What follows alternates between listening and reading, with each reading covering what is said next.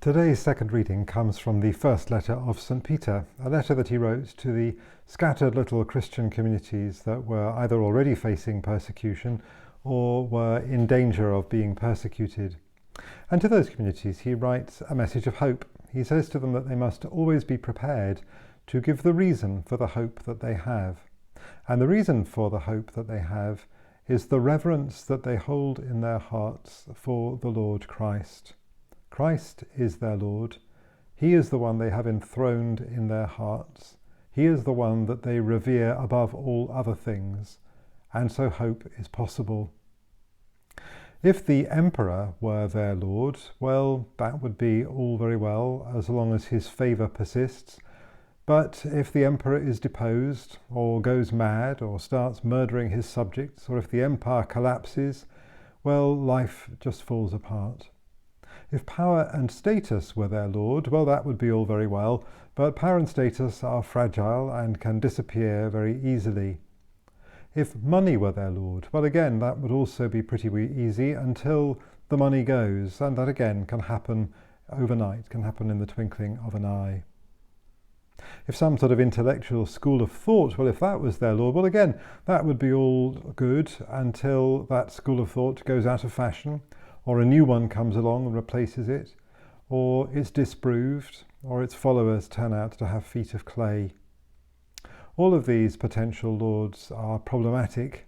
They all have to be appeased. We all have to make compromises to keep in with them, to keep their favour. And if we lose their favour, then the life that we have built our meaning about these lords, it all crumbles and collapses.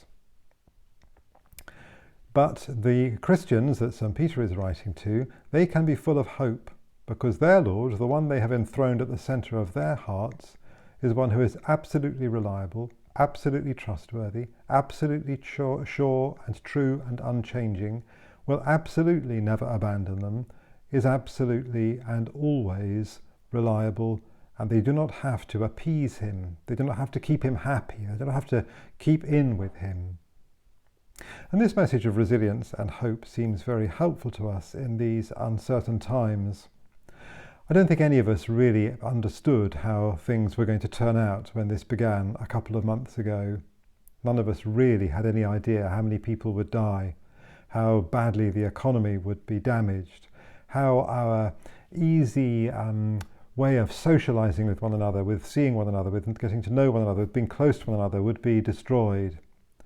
Our world has changed. We had no idea how long it would all last. I think I had naively thought, well, in a couple of months it'll all be sorted out somehow or other and we'll be back to the way things were. But that isn't happening, and it's not going to happen. What will it look like in the future? We don't know. But we know it will be different. And this realization that things are changing, that we are living through a point of major change in the world, is very unnerving. Usually when the world changes, it changes gradually, little by little by little, and with each succeeding change we have a chance to accommodate to it, to get to know it, to understand it, to get used to the new change before the next one comes along. We might even have the chance to have some influence over the way in which the world changes. But this time none of that has happened. We have no power over it, no way of controlling or stopping or slowing the change. It has engulfed and overwhelmed us, and that's very unnerving. We don't know what direction we're heading in, and we have no power and control over where we are going and at what speed we are getting there. And in the middle of that, we read St. Peter's message of hope. And in these uncertain times, many of the lords that people have put their trust in are looking very shaky and uncertain, or they've already completely collapsed. We are lucky. We are so lucky. We have the gift of faith. We know that the Lord we reverence in our hearts is absolutely reliable and unchanging. Whatever the look of the new world will be, he will still be there. The old emperors, the old powers, the old money, the old certainties, they may all have gone, but the Lord we reverence will be unchanging and unchanged. And so as we put our feet tentatively forward and we step into the unknown, and we travel through this land of shattered idols and fallen, broken lords that have disappointed so many, we have a really important gift to offer to the world and a really important role to play in the rebuilding of the future. Postmodern secular humanity has no experience of surviving catastrophic change, has no experience to draw on, no tools to use, no understanding of how we can do it.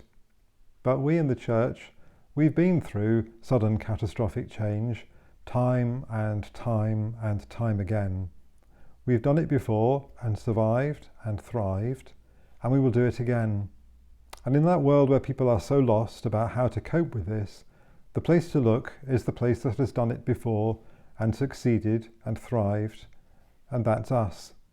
We are the ones who have the tools, the experience, and the expertise to help to build the new world that will be the home for all of us. Whatever it is that people are seeking, whatever it is that can bring them fulfillment, the way to achieve it is found hidden within the teaching of the church, and admittedly sometimes it can be quite deeply hidden. But it is all there. Every experience that we have, someone within the church has been through before and has come up with an answer, with a plan, with a scheme. Lying there then are all the tools to help people achieve the deepest desires of their hearts.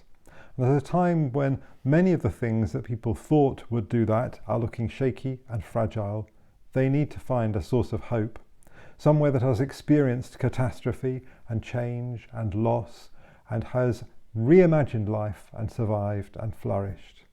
We are that somewhere. The church is that place, the uniquely experienced and gifted place to help to build the new world. So as Catholic Christians, we have a unique role to play in the future, building the world that we will all be living in, our children and grandchildren will be living in. It's important we don't get too caught up in trying to recreate the past, trying to make the world how it used to be.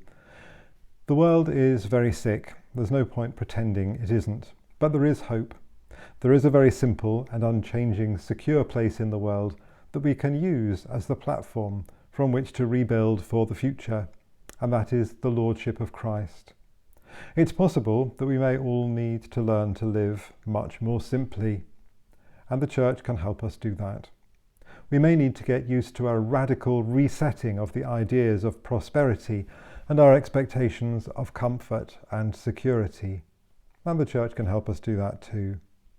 We may need to accept that life is more fragile than we had thought it was, and that might be quite hard to do. We've become used to a world in which life expectancy and expectation of health is gradually increased and increased and increased over the course of time, and to say that that might be taking a step back might be very difficult, but we'll manage and we'll survive, and we can do that, and we can be a source of hope in that place too.